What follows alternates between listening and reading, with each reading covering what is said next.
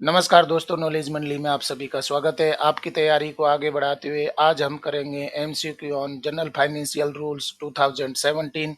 मतलब जीएफआर पर based questions हैं, आपके सिलेबस में पूछे जाएंगे, जिसमें परचेज प्रोसीजर है उस पर फोकस किया गया है। और ये क्वेश्चंस हैं बहुत ही इंपॉर्टेंट होंगे for the post of UDC, OS, ASO, SO, vice principal, principal, AC, DC in NVS, KVS, EMRS, NCT conducted by UPSC, limited departmental examinations and limited departmental competitive examinations।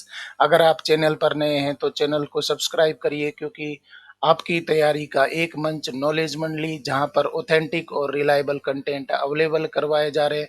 और मेरा target है कि आपके लिए लगभग 10,000 question हैं वो available करवा दिए जाए, जिससे कि आपका कंप्लीट सिलेबस है, जैसे कि सर्विस रूल्स है, एकेडमिक पार्ट और पेपर का जनरल पार्ट है, वो भी आपको अवेलेबल हो जाए और आपको दूसरी जगह पर कहीं नहीं जाना पड़े। एक ही प्लेटफॉर्म पर आप अपने आप को तैयार कर सकें।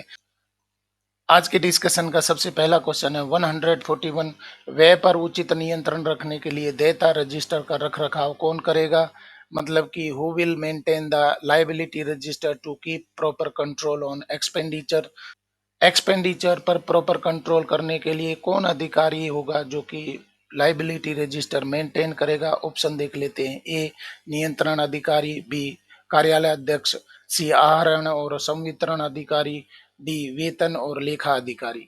सही उत्तर हमारा हो जाएगा ए नियंत्रण अधिकारी। जो कंट्रोलिंग अधिकारी होता है, कंट्रोलिंग ऑफिसर होता है, वो एक्सपेंडिचर को कंट्रोल करेगा और उसके लाइबिलिटी रजिस्टर में मेंटेन भी करेगा कि कितना खर्चा हो चुका है, कितना एक्सपेंडिचर हो चुका है। सही उत्तर हमारा हो जाएगा ए नियंत्रण अधिकारी।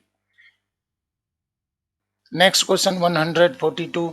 आवंटन से अधिक अनुमोदन के लिए सक्षम कौन है? Who is competent to approve more than the allocation. जितना बजट एलोकेशन हुआ है उससे अधिक कौन खर्च कर सकता है, उसके लिए अनुमोदन कौन दे सकता है? ऑप्शन देखते हैं। ए बजट अनुभाग का लेखा अधिकारी, बी मुख्य लेखा प्राधिकारी, सी कार्यालय अध्यक्ष, डी आहरण और वितरण अधिकारी।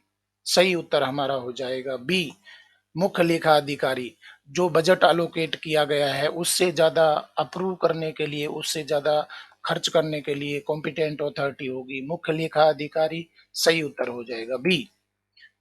Question number 143। केंद्र सरकार का विभाग वित्त वर्ष की समाप्ति से पहले मंत्रालय द्वारा निर्धारित तारीख तक डैश को निधि का अभ्यर्पण करेगा। The department of the central government shall surrender the fund before the end of the financial year by the date fixed by the ministry. Options हैं। ए प्रधानमंत्री का कार्यालय, बी गृह मंत्रालय, सी रेल मंत्रालय, डी वित्त मंत्रालय। सही उत्तर हमारा हो जाएगा डी वित्त मंत्रालय। वित्त मंत्रालय मतलब फाइनेंशियल मिनिस्ट्री है, वो क्या करेगी? The department of the central government shall surrender the fund before the end of the financial year by the date fixed by the ministry. Ministry के द्वारा जो डेट फिक्स की गई है उससे फंड को क्या करेगा? सरेंडर कर देगा। जितना खर्च हुआ है उससे पहले जो खर्चा हुआ है या नहीं खर्च हो पाया है तो उसको सरेंडर कर दिया जाएगा। किसके द्वारा? वित्त मंत्रालय को दे दिया जाएगा। सही उत्तर हो जाएगा डी। Next question 144। संवितरण अधिकारी के अधीन रखी गई निधि से अधिक भुगतान को प्राधिकृत करने के लिए निम्नलिखित में से किसका आदेश लेना आवश्यक है? इंग्लिश वर्जन देख लेते हैं। In order to authorized payment in excess of the funds kept under the disbursing officer whose order is required to be taken। मतलब कि जहां पर फंड रखा गया है कि वो खर्च करने के लिए डिस्पर्सिंग ऑफिसर है, उससे ज्यादा अगर पेमेंट करना है तो किससे परमिशन लेनी होगी, ऑथराइजेशन करना होगा? ऑप्शन देख लेते हैं। ए आदेश की आवश्यकता नहीं है, बी प्रशासनिक प्राधिकरण जिसके लिए वे कार्य करता है, सी लेखा अधिकारी, डी वित्त मंत्रालय। तो सही उत्तर हमारा हो जाएगा बी प्रशासनिक प्राधिकरण जिसके लिए वे कार्य करता है, उससे ऑथराइजेशन लेना जरूरी हो जाएगा। सही उत्तर हो जाएगा बी। अगला सवाल 145। विनियोजन की स्वीकृति में प्रारंभिक इकाई से तात्पर्य होगा। In the acceptance of appropriation the initial unit shall mean. किसको कहेंगे इनिशियल यूनिट, प्रारंभिक इकाई किसको कहेंगे? जहां पर कि अप्रोप्रिएशन के लिए एक्सेप्टेंस जरूरी होगा। ऑप्शन देख लेते हैं। ए मुख्य लेखा शीर्ष, बी लघु लेखा शीर्ष, सी वस्तु लेखा शीर्ष, डी उपयुक्त में से कोई नहीं। सही उत्तर हो जाएगा सी वस्तु लेखा शीर्ष में अप्रोप्रिएशन के लिए एक्सेप्टेंस है वो लेना जरूरी होगा, और ये क्या कहलाएगी, इनिशियल यूनिट कहलाएगी, प्रारंभिक इकाई कहलाएगी, विनियोजन के लिए सही उत्तर हो जाएगा सी। अगला सवाल 146, मुख्य लेखा प्राधिकारी के कर्तव्य और दायित्व क्या है? What are the duties and responsibilities of the chief accounts authority? Option देख लेते हैं। ए, वह वित्तीय प्रबंधन के लिए जिम्मेदार और उत्तरदायी होगा। बी, वह ये सुनिश्चित करेगा कि मंत्रालय या विभाग को विनियोजित सरकारी निधियों का उपयोग उन्हीं उद्देश्यों के लिए किया जाता है जिनके लिए वे होती हैं। सी, वह उल्लिखित उद्देश्यों को प्राप्त करने के लिए मंत्रालयों या विभागों के संसाधनों को प्रयोग प्रभावी, दक्ष, किफायती और पारदर्शी तरीके से करने के लिए जिम्मेदार है। और डी, उपयुक्त सभी। सही उत्तर हमारा होगा डी, ये सभी कार्य होंगे मुख्य लेखा प्राधिकारी के कर्तव्य और दायित्व होंगे। वह वित्तीय प्रबंधन के लिए जिम्मेदार और उत्तरदायी होगा। बी, वह ये सुनिश्चित करेगा कि मंत्रालय या विभाग को विनियोजित सरकारी निधियों का उपयोग उन्हीं उद्देश्यों के लिए किया जाता है जिनके लिए वे होती है। और सी, वह लिखित उद्देश्यों को प्राप्त करने के लिए मंत्रालयों विभागों के संसाधनों को प्रयोग प्रभावी, दक्ष, किफायती और पारदर्शी तरीके से करने के लिए जिम्मेदार होगा। तो ये सब कार्य उसके हो जाएंगे। सही उत्तर हमारा हो जाएगा डी, उपयुक्त सभी। क्वेश्चन नंबर 147, निम्नलिखित में से कौन प्रतिवर्ष संघ सरकार के ऐसे लेखों को तैयार करेगा जिनमें उस वर्ष की प्राप्ति और संवितरण, उस वर्ष के दौरान अधिशेष या घाटे और सरकारी देयताओं तथा परिसंपत्तियों में हुए परिवर्तनों को दर्शाया जाएगा? इंग्लिश वर्जन देख लेते हैं। Who among the following shall prepare every year the accounts of the union government showing the receipts and disbursements of that year, surplus or deficit, and changes in government liabilities and assets during that year? Option है यहाँ पर वित्त सचिव, B लेखा महानियंत्रक, सी मुख्य लेखा प्राधिकारी, डी प्रधानमंत्री का कार्यालय। सही उत्तर हमारा हो जाएगा बी, लेखा महानियंत्रक। लेखा महानियंत्रक है वो उस वर्ष की प्राप्ति और संवितरण, उस वर्ष के दौरान अधिशेष, घाटे और सरकारी देयताओं या संपत्तियों में हुए परिवर्तनों को दर्शाएगा। सही उत्तर हो जाएगा बी। क्वेश्चन नंबर 148, नियंत्रक और महालेखा परीक्षक की रिपोर्ट और संघ सरकार के लेखे निम्नलिखित में से किसे प्रस्तुत किए जाएंगे? The report of the controller and auditor general and the accounts of the union government shall be presented to. किसको प्रेजेंट किए जाएंगे? ऑप्शन देख लेते हैं। ए, भारत के वित्त मंत्री, बी भारत के प्रधानमंत्री, सी भारत के राष्ट्रपति, डी महालेखा नियंत्रक। सही उत्तर हमारा हो जाएगा सी, भारत के राष्ट्रपति। भारत के राष्ट्रपति को नियंत्रक महालेखा परीक्षक है वो रिपोर्ट सबमिट करेगा जिससे कि संघ सरकार के लेखे हैं वो प्रस्तुत किए जाएंगे। सही उत्तर हमारा हो जाएगा सी। क्वेश्चन नंबर 149, केंद्र सरकार के लेखों की अवधि क्या है जिसमें वार्षिक लेन देन दर्ज किए जाते हैं? What is the period of central government accounts in which annual transactions are recorded? Option देख लेते हैं। ए, 1 अप्रैल से 31 मार्च, बी 1 जनवरी से 31 दिसंबर, सी 1 जुलाई से 30 जून, डी 1 अक्टूबर से 30 सितंबर। सही उत्तर होगा हमारा ए, 1 अप्रैल से 31 मार्च। What is the period of central government accounts in which annual transactions are recorded? That is 1 April to 31 मार्च, जो कि फाइनेंशियल ईयर होता है। इसके अंदर लेन देन का लेखा जोखा है वो जमा किया जाएगा, रखा जाएगा। सही उत्तर हो जाएगा ए। अगला सवाल 150, भारत के लेखे निम्नलिखित में से किस में रखे जाते हैं? The accounts of the government of India are kept in which the following. किस में रखे जाएंगे? ऑप्शन देख लेते हैं। ए, संचित निधि, बी आकस्मिक निधि, सी सरकारी लेखा, डी उपयुक्त सभी। तो सही उत्तर हमारा हो जाएगा डी, उपयुक्त सभी। संचित निधि में, आकस्मिक निधि में और सरकारी लेखा में अकाउंट्स है वो रखा जाएगा। गवर्नमेंट ऑफ इंडिया का अकाउंट है वो रखा जाएगा। सही उत्तर हमारा हो जाएगा उपयुक्त सभी। डियर फ्रेंड्स, नॉलेज मंडली पर आपके सिलेबस से संबंधित सारे कंटेंट है वो अवेलेबल करवाए जा रहे हैं, जैसे कि सर्विस रूल्स है, एकेडमिक पार्ट और पेपर का जनरल पार्ट है जिसमें जनरल कंप्यूटर, जनरल अवेयरनेस और हिंदी इंग्लिश, साथ में ही रीजनिंग मैथमेटिक्स, ये सारे कंटेंट है वो भी अवेलेबल करवाए जा रहे हैं। तो आप सर्विस रूल्स है, एकेडमिक पार्ट और पेपर का जनरल पार्ट है, एक ही प्लेटफॉर्म पर तैयार कर सकते हैं नॉलेज मंडली पर। अगर आप चैनल पर नए हैं तो चैनल को सब्सक्राइब करिए, क्योंकि एक ही प्लेटफॉर्म पर सारे कंटेंट मिलना मुश्किल होता है और आपको ऑथेंटिक और रिलायबल कंटेंट है वो भी मिलना मुश्किल होता है। इसलिए चैनल को सब्सक्राइब करिए, नॉलेज मंडली को अपनी प्रिपरेशन को एक दिशा दीजिए। देखते हैं अगला सवाल 151। भारत की संचित निधि के कितने प्रभार हैं? How many charges are there in the consolidated fund of India? Option देख लेते हैं। ए 2 प्रभार, बी 4 प्रभार, सी 6 प्रभार, डी 8 प्रभार। सही उत्तर हमारा हो जाएगा ए 2 प्रभार।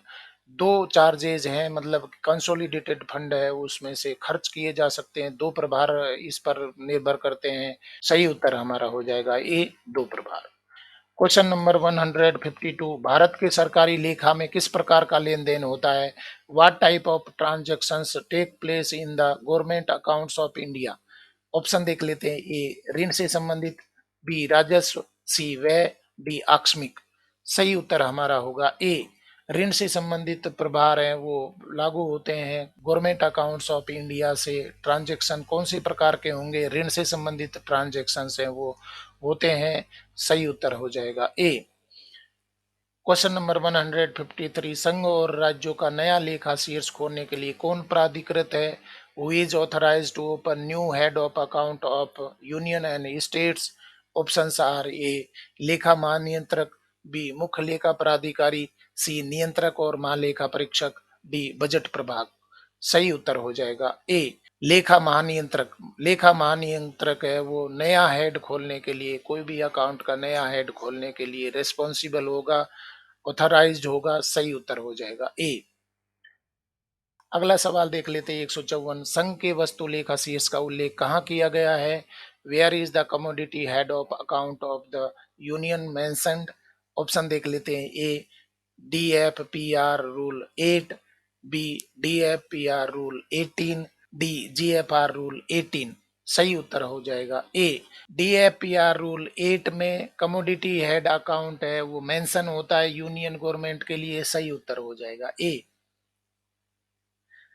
Question number 155। सरकारी लेखों में लेन देन को निम्नलिखित में से किसमें वर्गीकृत किया जाता है? Transactions in government accounts are classified into which of the following? Option देख लेते हैं। ए मुख्य शीर्ष, बी लघु शीर्ष, सी ए और बी दोनों, डी ए और बी में से कोई नहीं। सही उत्तर हमारा हो जाएगा सी ए और बी दोनों। मुख्य शीर्ष और लघु शीर्ष है, इसमें ट्रांजेक्शन्स हैं वो क्लासिफाई किए गए हैं। सही उत्तर हो जाएगा सी। Question number 156। उस व्यय को चिन्हित कीजिए जो राजस्व व्यय के दायरे में नहीं आता है। Identify the expenditure which does not come under the purview of revenue expenditure. Options are A वेतन, मजदूरी और अन्य व्यय, बी सहायता अनुदान, सी यात्रा व्यय, डी परिसंपत्तियों का अर्जन। सही उत्तर हमारा हो जाएगा डी परिसंपत्तियों का अर्जन है वो एक्सपेंडिचर में शामिल नहीं होता, रेवेन्यू एक्सपेंडिचर में नहीं माना जाता। वेतन, मजदूरी और अन्य व्यय शामिल होते हैं, सहायता अनुदान भी शामिल होता है, यात्रा व्यय भी शामिल होता है, परंतु परिसंपत्तियों का अर्जन है वो इसमें रेवेन्यू एक्सपेंडिचर में शामिल नहीं होता है। सही उत्तर हो जाएगा डी। अगला सवाल 157। भारत सरकार का बैंकर कौन है? बहुत ही इंपॉर्टेंट क्वेश्चन है, छोटा सा क्वेश्चन है परंतु पूछ लिया जाता है। Who is the banker to the government of India? Options are A Bharatiya State Bank, B Indian Bank, C Bharatiya Reserve Bank, D Union Bank of India. सही उत्तर हमारा हो जाएगा C Bharatiya Reserve Bank. Bharatiya Reserve Bank को गवर्नमेंट का banker कहते हैं, मतलब कि फंडिंग करना या जो भी लेन देन है वो भारतीय रिजर्व बैंक है वो धन उपलब्ध करवाता है। सही उत्तर हो जाएगा सी। Question number 158। पीएफएमएस का पूरा रूप क्या है? What is the full form of PFMS? तो बहुत छोटे छोटे क्वेश्चन है परंतु पीएफएमएस है उससे लेन देन है आजकल होता है गवर्नमेंट के द्वारा। ऑनलाइन पेमेंट सिस्टम है वो लागू किया गया है, तो ये क्वेश्चन है बहुत ही इंपॉर्टेंट बन जाता है। तो इसका फुल फॉर्म भी हमें मालूम होना चाहिए। ऑप्शन देख लेते हैं। A permanent finance management system, B public financial management system, C public finance monetary system, D prime minister's finance management system. सही उत्तर हमारा हो जाएगा B, public financial management system. PFMS का मतलब होता है पब्लिक फाइनेंशियल मैनेजमेंट सिस्टम, जिसके द्वारा गवर्नमेंट के खरीद है या पेमेंट है वो सारा पीएफएमएस के द्वारा किया जाता है। सही उत्तर हो जाएगा बी। क्वेश्चन नंबर 159, प्रत्यक्ष लाभ अंतरण डीबीटी के अधीन लाभार्थियों को प्रत्यक्ष रूप से कौन से सरकारी लाभ उपलब्ध हैं? What are the government benefits available directly to the beneficiaries under direct benefit transfer DBT? तो ऑप्शन देख लेते हैं। ए, मंत्रालय या विभागों से नकद लाभ। बी, कार्यान्वयन एजेंसियों के माध्यम से वस्तु का लाभ। सी, ए और बी में से कोई नहीं। डी, ए और बी दोनों। तो सही उत्तर हमारा हो जाएगा डी, मंत्रालय या विभागों से नकद लाभ है वो भी डीबीटी के द्वारा दिया जाता है, और कार्यान्वयन एजेंसियों के माध्यम से वस्तु का लाभ है वो भी डीबीटी के द्वारा दिया जाता है। तो ये दोनों डीबीटी के अंतर्गत आते हैं। सही उत्तर हो जाएगा डी। और डियर फ्रेंड्स, देख लेते हैं T20 का लास्ट क्वेश्चन 160, निम्नलिखित में से कौन सा अधिकारी डाक विभाग और रक्षा सेवाओं के विनियोजन लेखों को तैयार करता है और उन पर हस्ताक्षर करता है? Which one of the following officers prepares and science the appropriation accounts of the department of post and defence services? तो इन दोनों के लिए कौन विनियोजन लेखों को तैयार करता है और उन पर हस्ताक्षर भी करता है? ऑप्शन देख लेते हैं। ए, संयुक्त सचिव वित्त और लेखा। बी, संबंधित मंत्रालय या विभाग के संबंध में सचिव सरकार। सी, प्रधान लेखा अधिकारी। डी, डीडीजी लेखा। सही उत्तर हो जाएगा बी, संबंधित मंत्रालय या विभाग के संबंध में सचिव सरकार का जो होता है वो एप्रोप्रिएशन अकाउंट तैयार करेगा और साथ में साइन करेगा। किसके लिए? डिपार्टमेंट ऑफ पोस्ट और डिफेंस सर्विसेज के लिए। तो इस तरीके से सही उत्तर यहाँ पर हो जाएगा बी। तो फ्रेंड्स, हमने T20 के 20 क्वेश्चन हैं वो कंप्लीट कर लिए, और आज के क्वेश्चन हैं वो बेस्ड थे सामान्य वित्तीय नियमावली पर बेस्ड क्वेश्चन हैं आज मैं लेकर के आया। और ये क्वेश्चन है आपके लिए बहुत ही इंपॉर्टेंट है for the post of UDC, OS, ASO, SO, vice principal, principal, AC, DC in EMRS, NCT conducted by UPSC, KVS, NVS, limited departmental examinations and limited departmental competitive examinations. अगर आप इन परीक्षाओं के लिए तैयारी कर रहे हैं तो नॉलेज मंडली एक ही प्लेटफॉर्म पर आपको सारे कंटेंट अवेलेबल करवा रहा है, इसलिए सारे कंटेंट को प्रिपेयर करिए और अपने सिलेक्शन को निश्चित करिए। नॉलेज मंडली के द्वारा आपको ऑथेंटिक और रिलायबल कंटेंट अवेलेबल करवाए जा रहे हैं। हमें मालूम है कि आप सर्विस कर रहे हैं तो आपको तैयारी के लिए बहुत ज़्यादा समय नहीं मिलता है, इसलिए आप ऑनलाइन मोड से और मोबाइल के द्वारा आप पढ़ करके अपनी प्रिपरेशन कर सकते हैं। कोई किताब खरीदने की जरूरत नहीं है, कोई कंटेंट है वो उनको ढूंढने की जरूरत नहीं है, सारे कंटेंट एक जगह पर अवेलेबल करवाए जा रहे हैं जिससे आप अपने आप को प्रिपेयर कर सकते हैं। अगर आप चैनल पर नए हैं तो चैनल को सब्सक्राइब जरूर कर लीजिए, क्योंकि यहाँ पर आप सब्सक्रिप्शन देने के बाद में कोई पछतावा नहीं होगा। आप एक ही प्लेटफॉर्म पर सारे कंटेंट है वो तैयार कर सकते हैं। आप मुझको फेसबुक पेज पर भी फॉलो कर सकते हैं नॉलेज मंडली पर, और नॉलेज मंडली को सब्सक्राइब करना तो जरूरी है क्योंकि नॉलेज मंडली is the right choice. Thank you very much.